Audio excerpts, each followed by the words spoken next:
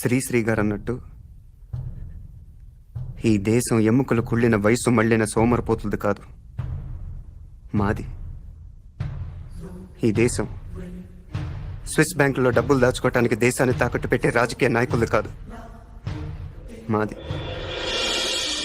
ఈ దేశం పోలీసుల చేతిలో ఉండాల్సిన తుపాకుల్ని ఫ్యాక్షనిస్టుల చేతిలో పెట్టి రౌడీ రాజ్యం చేయిస్తున్న హత్య రాజకీయవాదులది కాదు, మాది.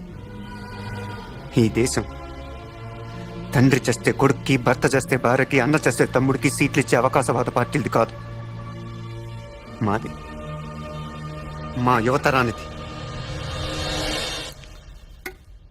అని ఎలాంటి భూమి మాకు అప్పచెప్పాలనుకుంటున్నారు? రెండో ప్రపంచ యుద్ధంలో అణుబాంబులు పడిన తర్వాత పనికి రాకుండా పోయిన హిరోషిమా నాగసాకి లాంటి భూమిన? కురుక్షేత్ర యుద్ధం తర్వాత ధర్మరాజుకు వచ్చిన నెత్తటి భూమిన? వద్దో, మాకొద్దు.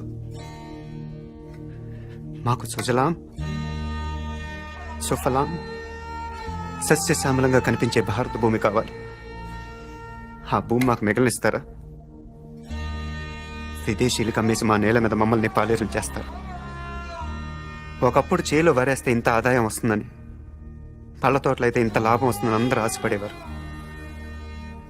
రాజకీయాల్లోకి వస్తే దిమ్మ తిరిగిపోయే ఆదాయం వస్తుంది అనుకుంటున్నారు.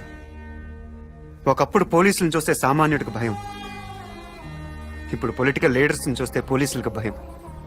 రౌడీలు, గూండాలు చేరి రాజకీయాలను రణరంగంగా మారుస్తున్నారు. సామాన్యులు రాజకీయాల్లో అడుగు పెట్టాలంటే భయపడుతున్నారు.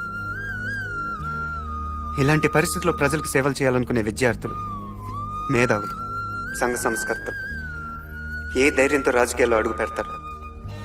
ఈ దేశాన్ని ఎవరు ముందుకు నడిపిస్తారు? తన జీవితం ప్రజాసేవకి అంకితం అంటూ బిడ్డలను కూడా కనకుండా కడదాకా ప్రజాసేవకి అంకితమైన ఒక పుచ్చలపల్లి సుందరయ్య కావాలి. కట్టు బట్టలు తప్ప కార్లు, మేడలు ఆశించిన ఒక వావిలాల గోపాలకృష్ణే కావాలి. ఈ దేశానికి 2 సార్లు ప్రధానమంత్రిగా పనిచేసిన సొంత ఇల్లు కూడా సంపాదించుకుని గుల్జారీలాల్ నందా కావాలి.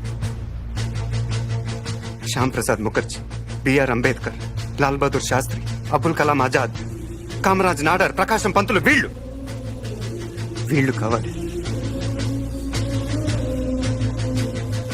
సామాన్యంగా యువతరం దారి తప్పిందంటారు. నిజానికి దారి తప్పింది రాజకీయం. దాన్ని యువతరం దారిలోకి తెచ్చుకోవడానికి చేసిన ఈ ప్రయత్నం మాది ఎవరన్నారు?